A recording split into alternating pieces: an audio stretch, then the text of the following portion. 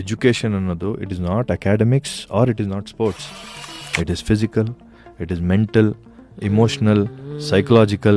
So it is a holistic development of a child that we have to look at. One point of time ಅಲ್ಲಿ ಬ್ಯಾಂಗ್ಳೂರಲ್ಲಿ ಯಾರಾದರೂ ಹುಡುಕಿದ್ರೆ school ಬಗ್ಗೆ ನಮ್ಗೆ NPSL seat ಬೇಕು ಅನ್ನೋ ಒಂದು ವಾತಾವರಣ ಕ್ರಿಯೇಟ್ ಆಗಿತ್ತು. ಅದೊಂದು ಬ್ರ್ಯಾಂಡ್ ತರ ಆಗೋಗಿತ್ತು. ನೋಡ್ಲಿಕ್ಕೆ ಜನಕ್ಕೆ ಇವರು ಸ್ಕೂಲ್ ಓನರಪ್ಪ, ಇವರು ತುಂಬಾ ಶ್ರೀಮಂತರು. ಬಿಲ್ಡಿಂಗ್ ಕಟ್ಟಕ್ಕೆ ಶುರು ಮಾಡಿ ಅಡ್ಮಿಷನ್ಸ್ ತಗೊಳಕ್ ಶುರು ಮಾಡಿದ್ವಿ, ಲಾಕ್ಡೌನ್ ಶುರು ಆಗೋದು.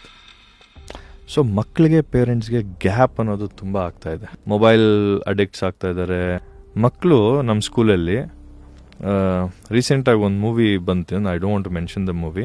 ಆ ಮೂವಿದು ಕ್ಯಾರೆಕ್ಟರ್ ಹೇಗಿತ್ತೋ ಅವನು ಆ ಸ್ಕೂಲಲ್ಲಿ ಅದೇ ಥರ ಆಡ್ತಾ ಇದ್ದಾನೆ. So the influence of that is becoming more.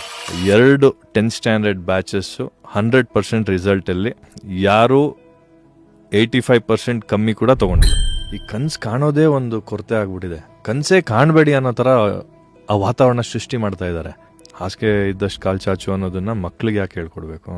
Full ವಿಡಿಯೋನ ನೋಡಿ ಆನ್ ರ್ಯಾಪಿಡ್ ರಾಶ್ಮೀಸ್ ಯೂಟ್ಯೂಬ್ ಚಾನಲ್.